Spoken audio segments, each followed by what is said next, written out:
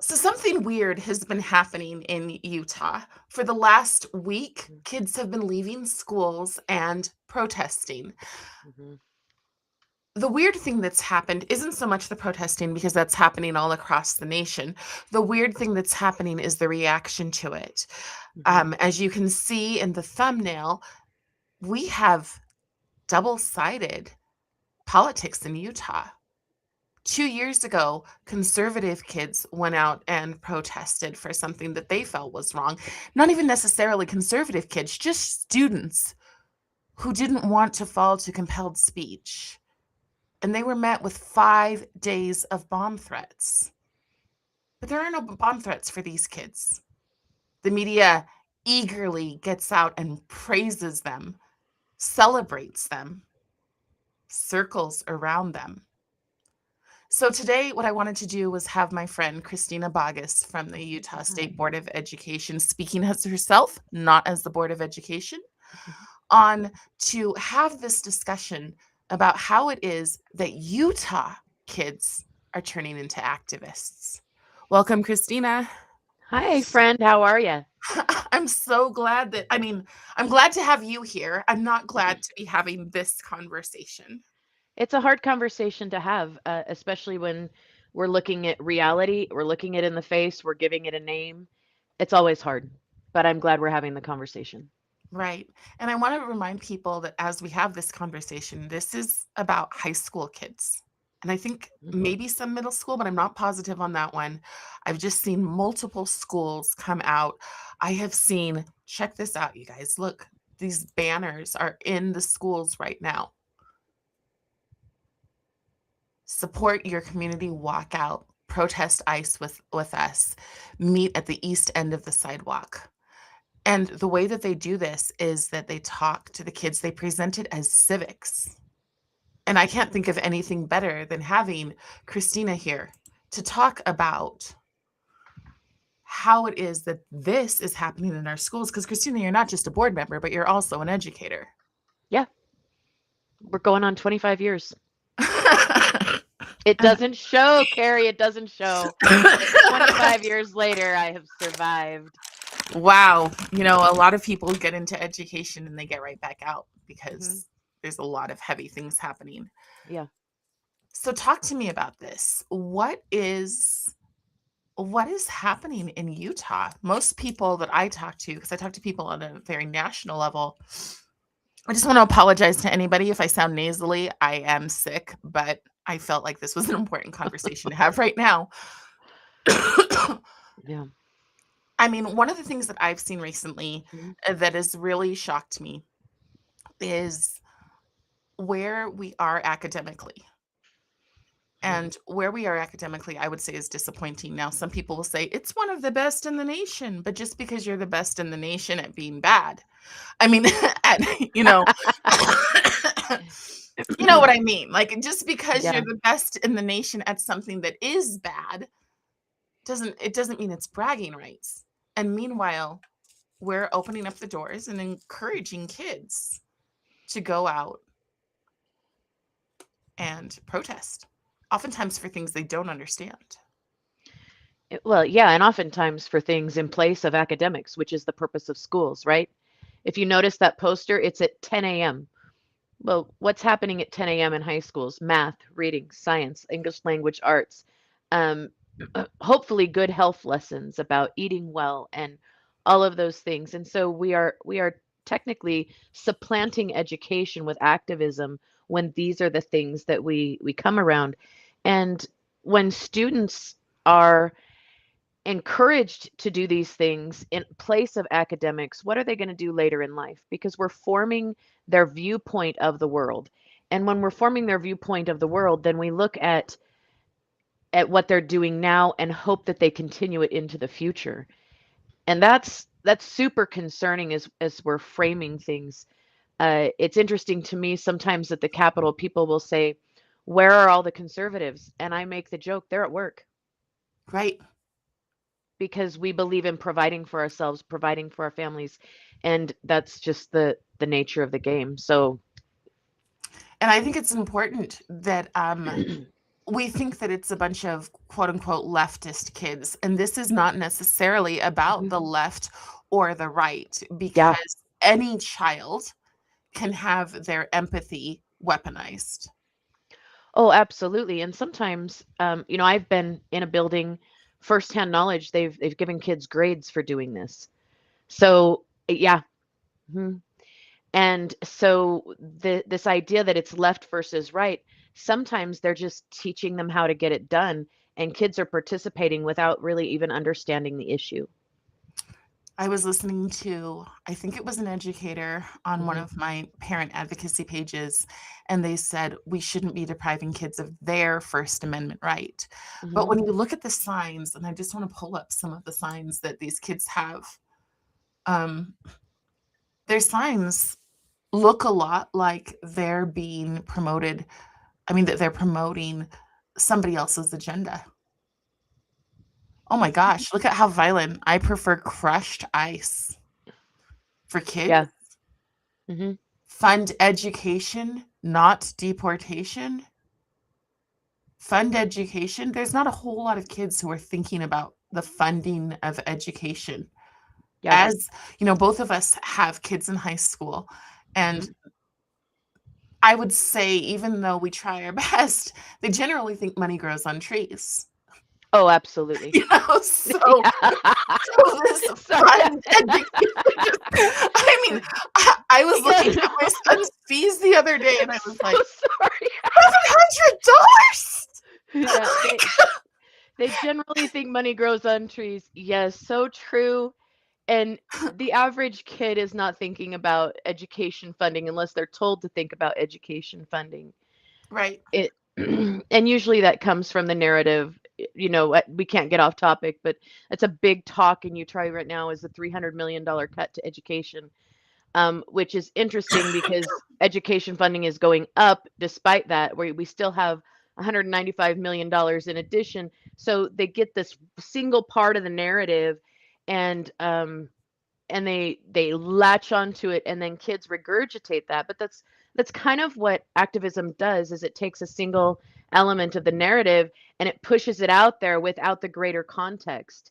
right. um, and, and unfortunately we get young people who latch on to that, whether they're encouraged to latch on to that or it's propaganda on their phones, whatever. But clearly this is coming out in schools and being handed out in schools, and so it's a concern. Another thing that I find concerning, one is, I mean, what is the environment for teachers? Because I cannot imagine that every single teacher supports this. I know in my son's school, very few teachers were missing yesterday. Mhm. Um, so I cannot imagine that everyone supports this, but I can imagine the pressure to do so. What is that like from your experience? What have you seen in terms of activist educators versus the people who aren't? Oh, well, you see their test scores. Let's start with that. If you've got if you've got an educator who's focused on academics, their kids are thriving and surviving in their assessments. You know that they're doing well because you can tell by what their kids are producing as a result of their education. And then when you have the other side, and I'm just thinking of two different schools that I have firsthand knowledge of, in the present time, and in the other building where they're focused on activism, and we've seen everything from presidential posters in the hallways to all of the other things that you see in that, including the communist fist on the bullboard, all of those things. And you can tell that people are focused on academics in one building and on something else in the other, just by the assessment of what those kids are learning in the classroom year in. It shows. And when you have high turnover in a building, high turnover in staff, typically you're going to see a building that is very pro activism from the top down. And the other buildings that are focused on academics, you don't see that. You don't see that high turnover. Yeah, as a homeschool educator, and when I say Mhm. homeschool, I mean I have almost 100 students, so it's Mhm. not really a homeschool environment. But if I were to put up a presidential poster in a classroom, Mhm. and then I would put up both sides. And that's the thing that I worry about the most with our kids is that they're not getting a both sides education. Um, Mhm. one of Yeah. the really useful tactics with our kids is getting them to be emotional. And I think Yes. that is something that is something everybody is susceptible to, but Mhm. Utah's culture makes it Yes. extremely, extremely susceptible to want to be kind, Mhm. which is why I think so many, and especially again, let's look at this picture.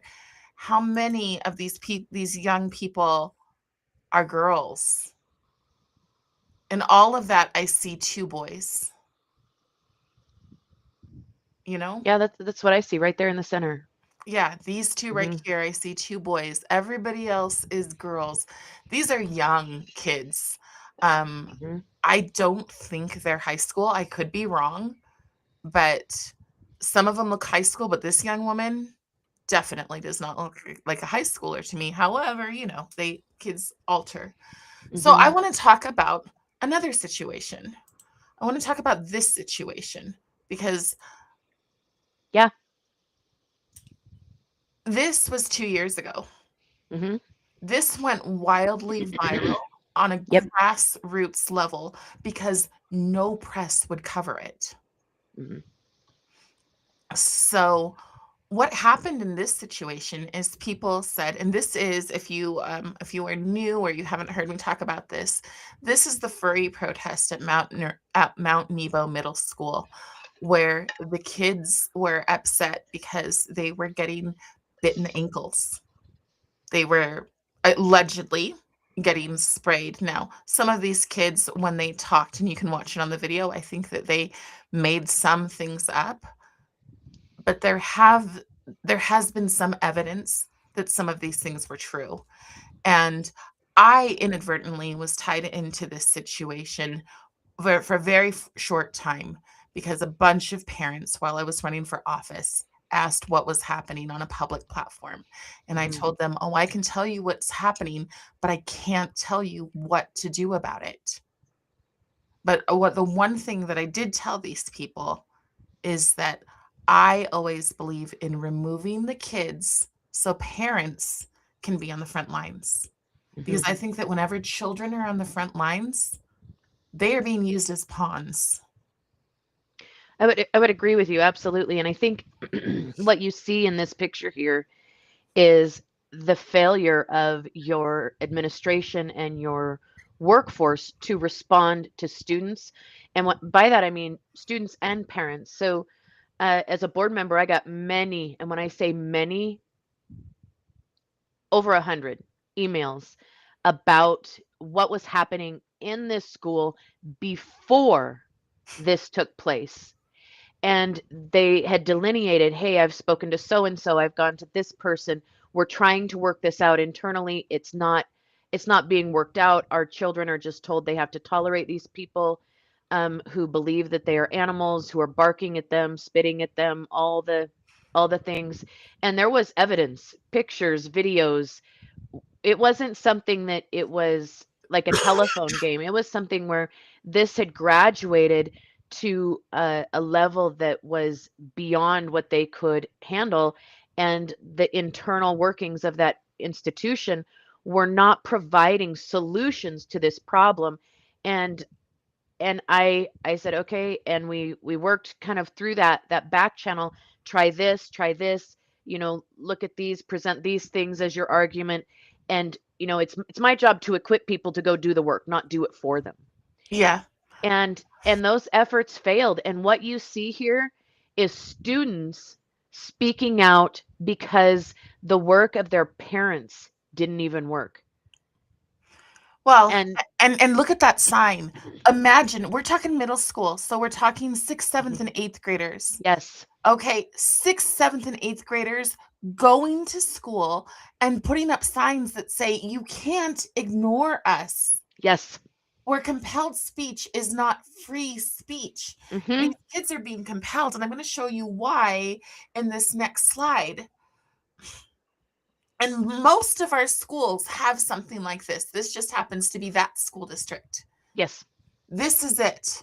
Tips on creating an inclusive school and why it matters. Hmm. Now, most parents, when they think of inclusive, they think we're all kind. We don't leave anybody at the lunch table by themselves, Hmm. um, which isn't true. Yeah. There are plenty of children who are ostracized. Hmm. Oh, Um, absolutely. the other thing that they oftentimes think, and this is that Trojan horse. If you know the Hmm. story of the Trojan horse, they bring in a big wooden horse, and they're like, "Wow, a gift!" And we do the same thing. Wow, we're so kind. And they bring it in, and what they bring as their Trojan horse is they bring in race and they bring in disability, Hmm. and they say that's why we need to be inclusive. And nobody in their right mind would say, oh, we should ostracize people because of their race, any race. Now, there Hmm. are people who do it, but again, in their right mind is the caveat, Yeah. right? Hmm. But if you go onto this page and go tips on creating inclusive schools, what you will find, or how about this one, a checklist for welcoming inclusive environments. Hmm. That's what was happening in this school where these kids are like, what in the world is going on? Yep. Because some parents, I would say most parents, tell their kids to leave. And maybe I'm wrong about this. Again, I teach in a different environment than you. Hmm. But when I tell my expectation for my kids is that they're going to act and behave as students, not animals. Yes. And I'm not going to prioritize one thing about them when the goal of my hour to hour teaching is the lesson. Hmm. But it seems to me that the lesson is over and over becoming activism. Oh, I would agree. Especially when you have your social and emotional learning programs that focus on activism. You've got action civics in our schools. Utah passed a bill about ethnic studies, which is, by and large, it has that activist current, and it's not a thin thread. If you think about, a, a multi-strand rope, right? It is over and over. It's not just a single thread, it's thousands of threads of activism woven into that curriculum. And it's bred in our schools, unfortunately, by and through the curriculum. And sometimes the teacher as well, but the curriculum most definitely has it in there, and we have many, many examples of that. So I have the question on that one, just a little bit of pushback because I thought that we paused ethnic studies in Utah. Did we not? Okay. So we hear that a lot, right? Well, this isn't supposed to be happening. Utah's done many things. So let's start with the many things we've done. We included uh, prohibitions that you can't teach certain things in the 206 code. Yet those things are still being taught because there's no actual consequence to teaching them. We've quote unquote paused ethnic studies, but once it's started, and that's what activists know well, is that once it's started, it's hard to get out because it's interwoven into the school day. And our code for character education says that character education is not a standalone course. It must be integrated throughout all parts of the curriculum. And when I say character education, I'm not speaking of social skills that you and I were taught as a child. So, for example, wait your turn to speak. We don't push each other in line. We're talking about social skills that are on a completely different level in terms of worldview. And I think that's what people need to remember, that we're talking about forming a different worldview. And if you're a member of the Jewish tradition and you practice Judaism, you have a worldview that is informed by your faith. If you are a Muslim, you have a worldview that is informed by your faith. If you are a Christian, you have a worldview that's informed by your faith. If you're a Latter-day Saint, you have a worldview that is informed by your faith. And the idea is that we are breaking down that worldview and taking on another worldview. In fact, the scriptures speak about it when Paul says, you've got to take off the world and put on Christ. It's the same thing. It's actually a very religious practice to deconstruct one mindset and put on another mindset. And so that's what's happening in many, many, many of our classrooms today. Absolutely. And an example of that that would just be tangible, um, one of the things that's coming up is the dignity index, teaching people Yes. what it is and is not okay to teach. Again, going back to these kids, they already experienced it in school. Hmm. Compelled speech is not free speech. Yep. These kids already got it because they weren't allowed to say what they thought. And I Hmm. think what we need to think about, because we're always thinking we have what is the word I'm thinking of? I want to say centered, but that's not it. But we have normalized mental health issues. Yeah. We've said we need to not just be comfortable, but we need to center around and focus and make sure those Hmm. kids are the most comfortable. But what do Hmm. you think it does to these kids when they realize, one, they have to lie in Hmm. order to be liked by teachers? Hmm. One of the things that happened in this situation that I will never forget is a teacher made a comment that the kids were dirty and that school was better off without them. That doesn't happen to these kids. And quite frankly, it shouldn't happen to any kid It because when shouldn't you're happen to any talking student. about No. their mental health, Hmm. the kids who read that, who know, I know that when I was a sub for the public school, I just taught the way I teach, and I walked out on my lunch break, and a group of kids said, "There's that teacher who actually cares about us," or "There's that sub who actually cares about us." Hmm. And there's something sick. Yeah, I think let's go back to Yeah. you said your question was what about these kids? And you had the picture up of the students compelled speech is not free speech. Yes. What those students know at their core is that school is not safe for them. Mm. That school they can't speak their mind in school without being ostracized, disciplined. And at this time when this was going on, we had everything from compelled pronoun use to compelled affirmation of I'm a dog and I'm a fish Right. to compelled affirmation of boys can be girls and girls can be boys.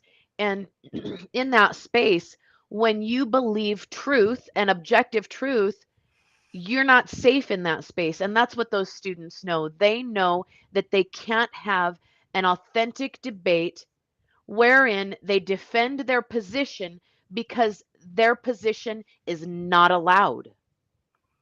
Which is the opposite of education. It's Because absolutely the little opposite of by education. little, our Hmm. children should be learning, they should be gaining the confidence. See, at first, we pour information into them and they Hmm. memorize facts because they're Hmm. little.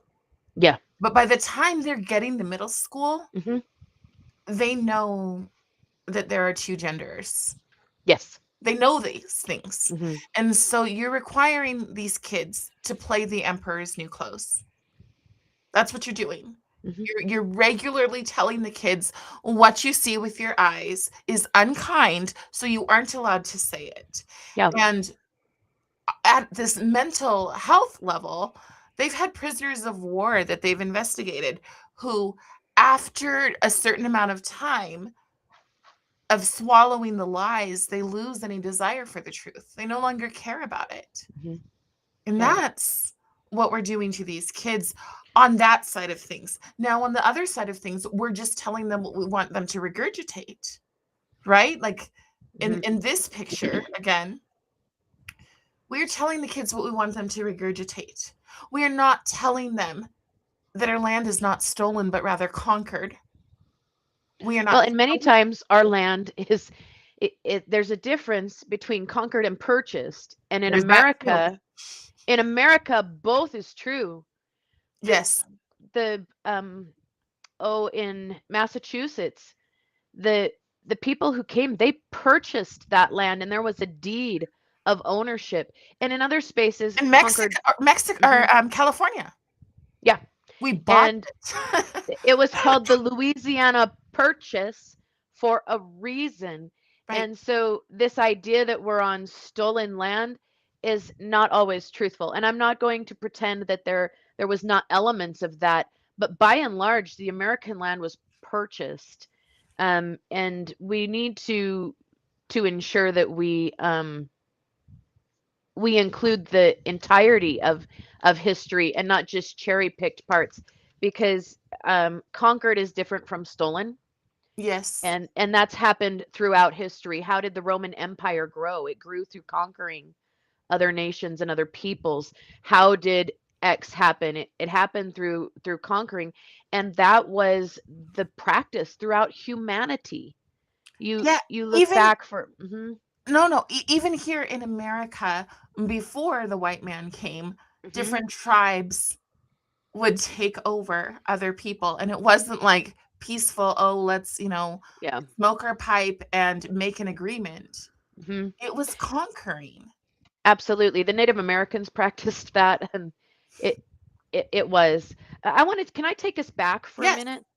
I Yeah. think that one of the things that we forget to remember is that when we're in a space where activism is threaded and interwoven throughout our school and our school day, you see it in math, you see it in ELA, you see it in everything from the counseling session that's taught under the guise of life skills to whatever else. When we are seeing that in our schools, what we are telling our children is to lie, that they can't tell the truth. And it's weird to me. It's the ultimate conundrum, right? Speak your truth, but only if it's this truth. And that's important to remember. And it's the ultimate form of gaslighting to force a student to lie, because then they begin to question their own reality. Right. And this is indicative, and I know what people will recoil. It's indicative of Mao's China. 100%. It's absolutely indicative of Mao's China, among many other communist regimes. But the gaslighting of our children, if you've never seen the movie Gaslight, that's where that term comes from. It convinces this abusive husband convinces his wife that she is crazy, Right. and he does it by lying to her repeatedly. And gaslighting is so prevalent in this type of instruction that our students begin to question their own reality. And then there sometimes I've seen firsthand, and there's evidence, I know you've presented that evidence, that they're actually taught to call the color pink another color. They're taught to Yes. call a square a circle. These are pieces of evidence that we have from right here in our state as well as other states. And that is abusive. Gaslighting is abuse. It is a tactic that was originally attributed to battering husbands and how they battered their wives. And this is abusing our children. And when it happens, it needs to be called out. It needs to be given a name for what it is. It's gaslighting. And we need to speak about it openly and not hide under cover and try to pretend that it's going to get better. If you think about the abused wife, the only time it gets better is when she leaves. Oh, that's so good. I want to go into that because I think a lot of people won't understand that. So the example that Christina gave was from a social and emotional learning, or SEL, curriculum called Second Steps. And it literally had the kids play a game where the teacher would say, every time you see a circle, it's this color. And Mhm, every time you see this color, it's this shape. mhm, And so she starts flipping and trying to get the kids. And then she asks them, "How did you feel about that?" And one little boy goes, "It was really hard because I had to turn off my mind and what I could mhm, see and remember what you told me." mhm. That's what's going on. Yep. That is the core of social and emotional learning. People have accused me of teaching social and emotional learning, but the core of it is to change a child's worldview. Mhm. The goal, the new religion is the religion that the state, which means the big state or progressivism, Mhm. is the new God. Yep. And it may on the surface look the same. You may go to your church and go, well, they're not closing down my church, but your kids are in church, paying attention in church. If you're lucky for an hour a week, maybe two, Mhm. how long are they in school? And this stuff is, At least as you 36 said, hours. and At as least you said, 36 it's hours, yeah. interwoven. So it's not Mhm. like, oh, I'm going to opt my child out of social and emotional learning. Yeah, it's not Because really it's a thing. everywhere. Remember, these signs, and this is from the organization higherground.work. They do excellent work on exposing things. Mhm. Um, I would agree. but these signs, okay, that is something that your child is seeing all the time. Presidential signs, as you said, Mhm. I'm assuming they only had one Oh, one side yeah. they were standing for. Only one, my friend, only one. And you can think whatever you think. I'm not here to tell you what to think, but I know that that is not allowed to happen inside our schools. It's literally against the law. And Yeah, those teachers should have lost their license because you are not allowed to put up political propaganda in our schools, specifically those related to how to vote. Like right. that shouldn't be a thing. Um and when I say shouldn't, it's against the law. Yeah, But those teachers are still licensed to teach in this state because again, a law without teeth is merely a suggestion. We're not supposed to be teaching ethnic studies, right? There's been a pause, but we're still teaching it. And you see the expose videos, and they talk about how our lawmakers purposefully put loopholes in the laws. I will never forget that video because I've been talking about it for years, that we put nullification clauses in our laws. We have all this great code, and then we nullify it with a single line. Or you right, can tell us to pound sand. right, Um, you have to do this, and this, or you can tell us you don't want to. right. You can do this, and this, or you can create a local policy in conflict with the law and you can get out of jail free. That seems to be a common pattern in Utah, which is why this is still in our schools. It's still there, it's still prevalent, it's still active. And I like I try sorry, I just stumbled over my words. I apologize, Carrie. I think it's interesting that many people like to paint with a really, really broad brush, and they'll say it's everybody, it's everywhere, there's no one innocent in this. Well, I'm going to tell you that I'm innocent in this. I don't bring that stuff into my classroom. Right. So I know of at least one teacher in Utah that doesn't do that in her space. And I work with other people who also do not bring that into their space. I would argue that I know of many educators who have what I would call a politically neutral space. I know many educators who believe that the garbage that they're fed to teach these kids is not healthy. And so they close their door and they do what they know is right. But you know what they don't do? They don't speak out about it. Right. They close their door, they do what they know is right, and they don't speak out about it. And the only way we're going to see change inside our institutions is for people who know it's wrong to start using their voice out loud. But Christina, I do want to again push back on that because you go to school, you Hmm. do everything right, you get your education. Maybe your goal is to become an administrator and you're Hmm. on the way. And then all of a sudden, school just changes like on a dime. Am I right Hmm. about that? Is that what happened? Like, was it just school was fine? And then all of a sudden, 2020 happened and it was like, here's the new rules. Okay, No, explain no. that. Explain that because that's as a parent, that's how I feel. And I will want to say one more thing before you go on to that, that as an educator in my class, I teach the hard subjects, Hmm. but I teach them so neutrally that I have kids raising their hands saying, "Where do you stand, Mrs. B?" Yeah. Right? Hmm. And I'm just like, that's not the goal here. But like I have my students, my high school students this week, they have to look up and bring what happens to kids in cultural revolutions to class. Mm. That's a good one. So, and then our whole class is them talking to each other and me just watching, right? Mhm. So sometimes if they don't bring anything because they are students in Yeah. 2026, then I'll have a slideshow and I will show them things. But again, from this perspective of this is simply history, Yeah. right? The Mhm. same thing as February comes along and it's Black History Month. I Mhm. do teach Black history, and some people freak out that how dare she teach Black history. But I think it's important that we understand where slavery came from, who started chattel slavery in America. Mhm. Because if Yeah. our kids knew that, Yeah. it would be a very different emotional response. Well, and I think it's important for us to remember that, in my opinion, other people might disagree with me. President Wilson was horrible in terms of erasing Black history. And you and I both know we had representatives in our Congress well before the 1980s and 90s. Yes. We had people of color in our Congress. People of color were governors, they were mayors, they were councilmen, they were congressmen in the state And Congress as well sometimes as they the didn't federal deserve Congress. to be. And we don't even have that Hmm. conversation. We don't Yeah. have the conversation that basically DEI happened Yep. back then. But Hmm.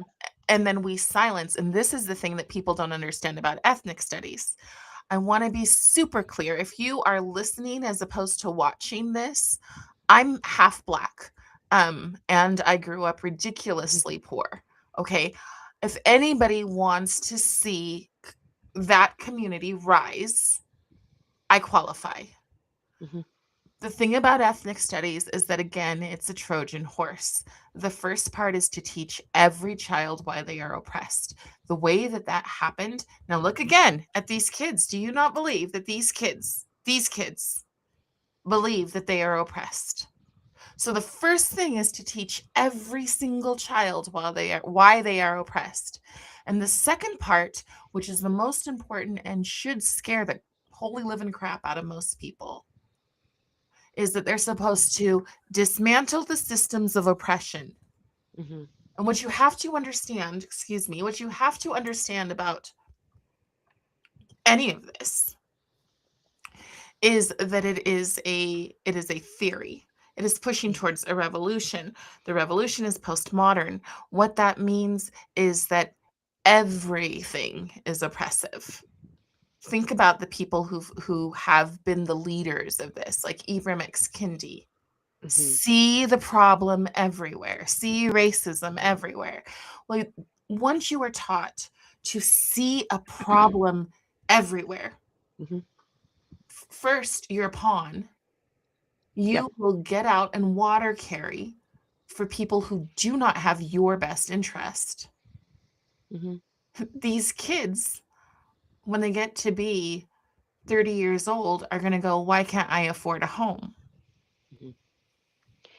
Yeah. And if we We're can take treated. Ibram X. Kendi for a minute, his theories, despite the fact that they've been like overwhelmingly debunked, like let's go there. He's a They've been con man. over, yeah, yeah, it's been proven, right? But one of the theories that's still taught in schools today is not only must you believe in these things, you must act upon them, or you're not real enough for the thing. And that is taught that you have to believe and you have to act. And that was one of the anti-racist movements. uh, it was one of their biggest things. In fact, I was assigned to a building when that was super big, and one of the things they did was they you had to go around. Teachers were assigned to go around to classrooms and to basically tell everybody all of their microaggressions and all the things that they were doing wrong. Can you imagine the tenuousness in the culture in that building, where people were going around and looking for all your anti-racist endeavors? Right.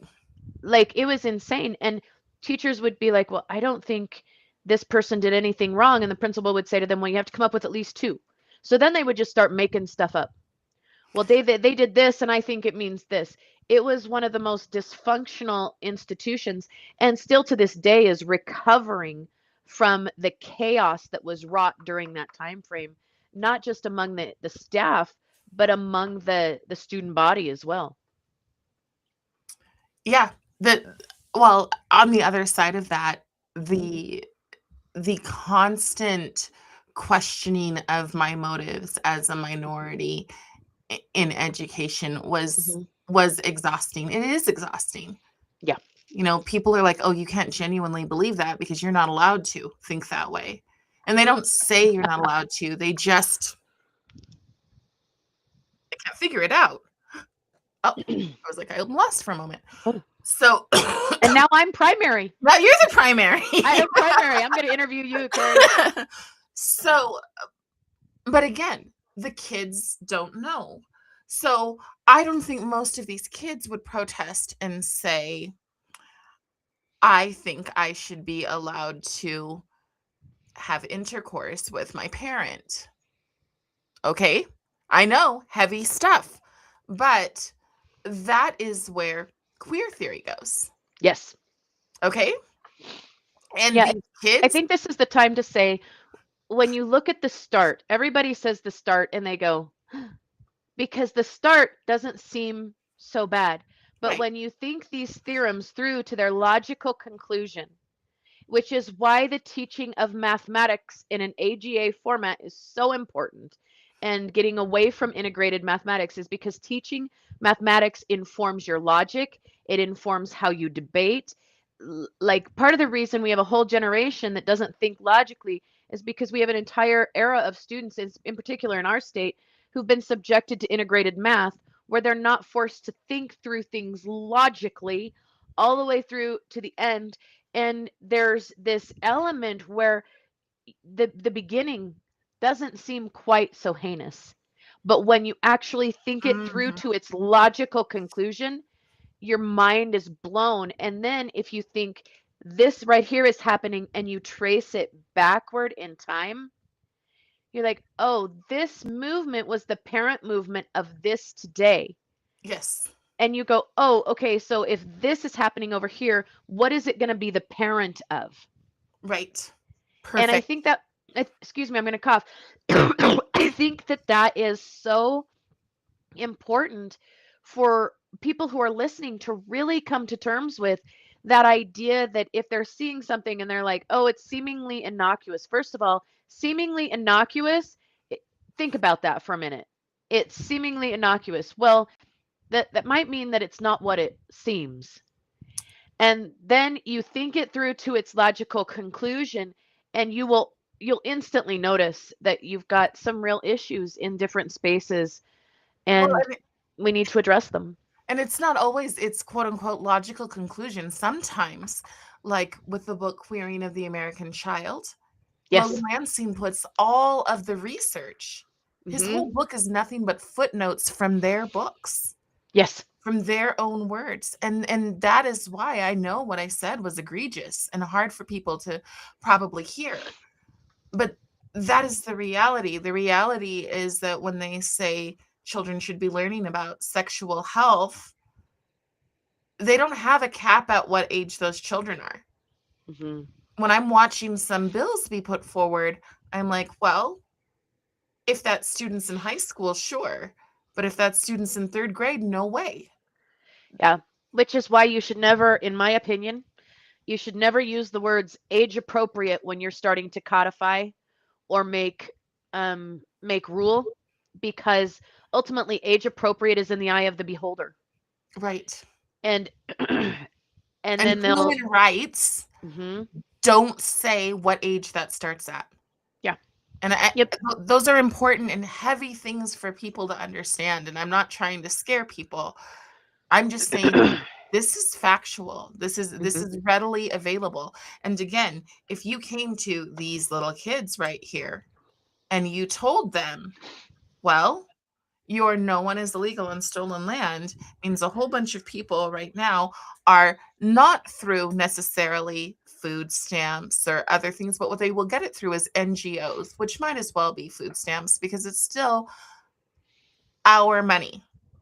Okay. So our Yeah. money is still providing housing. Our money is still providing these things and maybe flooding our universities. Hmm. And then you go, what happened to my future? And you're angry about your future. Well, you gave it away.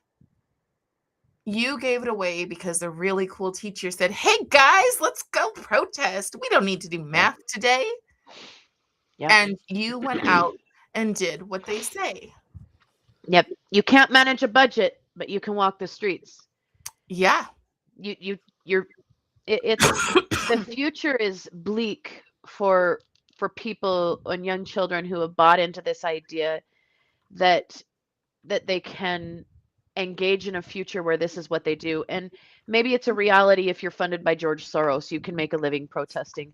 But for the average Joe, it's it's not truthful. If you don't know how to function in society, to get a job, keep a job, to ensure that you know how to interface with humanity in a way that you're not constantly triggered. Well, for crying out loud, if I were to take what we teach these kids into school, into Utah politics, I should just go hide in a hole. Because I will tell you that in Utah politics, I could be triggered 7 ways to Sunday just by interacting with the people that the constituents of this state have elected because Right. they're unkind. They don't follow any of their own rules. They're unkind, they're rude, they're bombastic, they're chauvinist, all of the things that we are supposedly teaching our kids not to do. I mean, just walk into any political realm and you want to talk about triggered, but the reality is you can't get triggered all the time.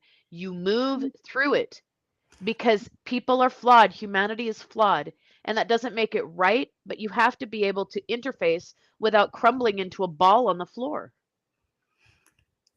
Well, and I think that the reality is that if in education, and I feel like this is the other part that I really want to hit before we wrap up, Mhm. that while we have the kids who are going out and being activists and very, very passionate, Mhm. almost always for leftist causes, and that Yeah. one part of the reason that that happens, and this happened after Charlie was killed, Mhm. okay? A bunch of kids at a charter school asked their teachers, how do we stand up for what's right if we don't want to get killed? That's Mhm. what our kids are dealing with in terms of mental health. Yeah. And the other part of that is the whole they're defining what kind is, and Yes. kind really means obedient. Mhm. That's what it means today. So kind means obedient, even to lies. Mhm. It means, take your castor oil and like it. Um, but the other part of that is that we are not informing a moral and virtuous society. No. So when our voters go out, they've already been taught at this age to vote for emotion. These kids are often celebrated. These kids are often brought into groups and made the leaders of their school Yeah. through groups like It's Not Stronger Together. What is that organization that they have for the kids? Um, there's multiple. There's multiple like quote anti-suicide groups. The Um, Hope Squad might be one. Hope Squad's a great one, right? And they have such good names, and you think, wow, I love that my child's a part of this. But it is activism. Mhm.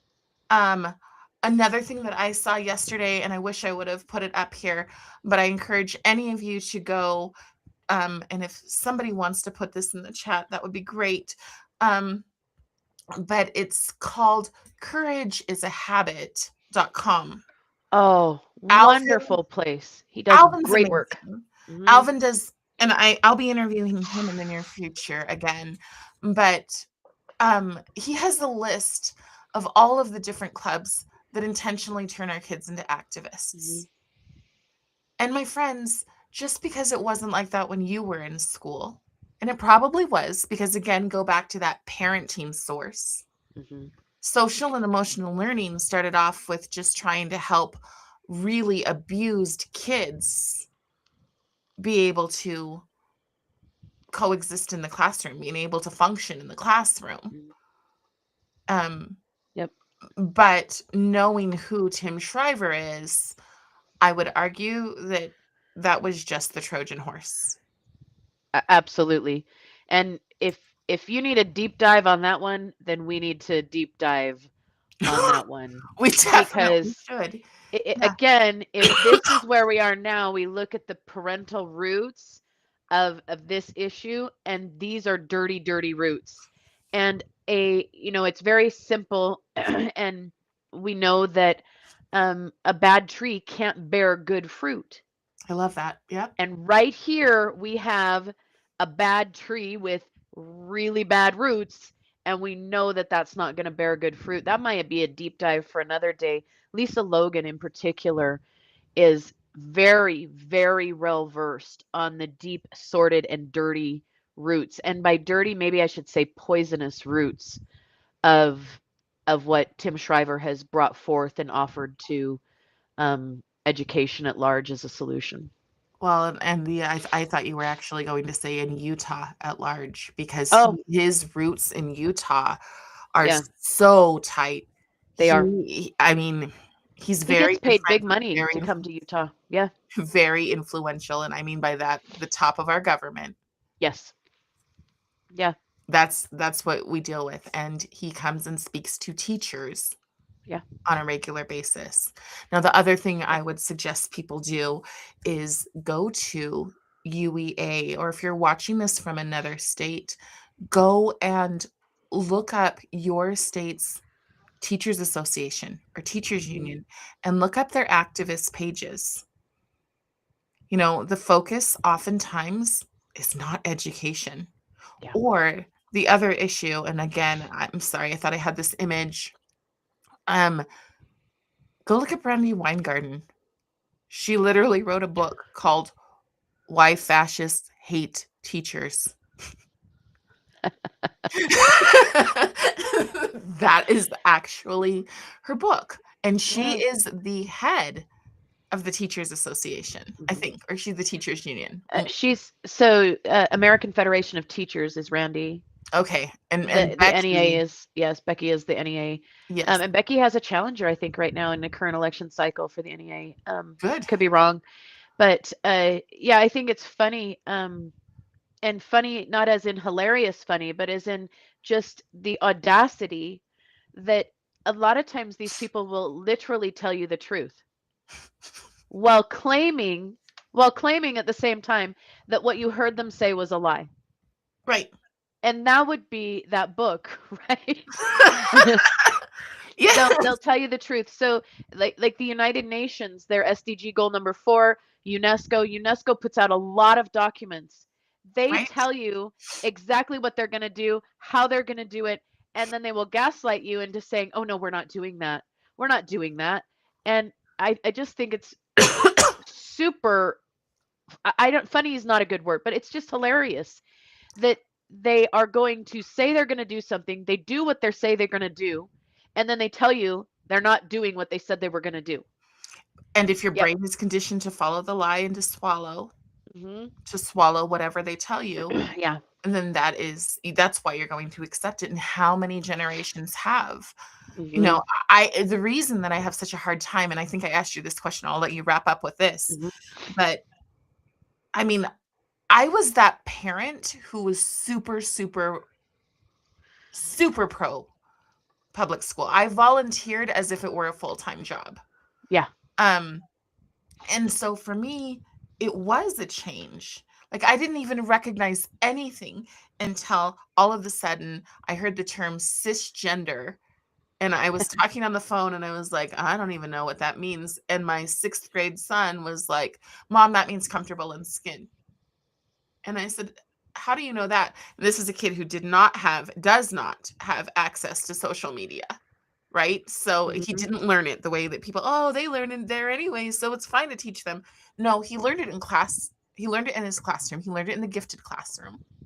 Yeah. Um, the teacher chose to read a book about gender twice to the kids in 1 year, the same book.